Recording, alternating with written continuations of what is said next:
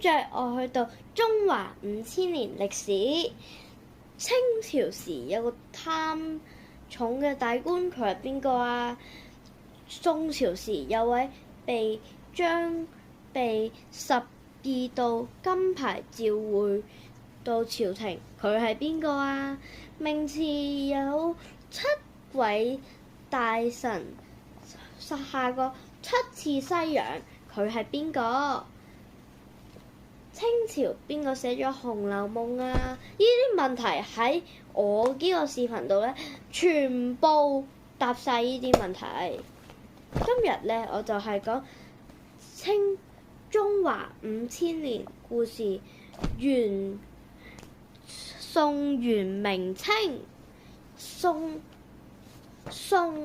係宋朝，元係元朝，明係明朝，清係清朝。清咧就係我哋最近我哋而家呢個即係現代嘅時代咧嘅歷史啦。然後咧宋你有冇聽過鐵面無私嘅包拯？包拯咧就係而家小學咧而家好中意睇嗰個神探包青天熊貓啊！包拯咧，佢咧你睇嗰啲故事啊，其實都冇嗰個月牙印嘅。呢個咧係來自佢咧歷史上咧，其實包拯額頭係冇呢個月牙印指印嘅喎。然後咧原來咧嗰個印咧係記來咧喺自民間傳說，所以咧漸漸咧包拯咧呢個標誌咧就有個月字啊。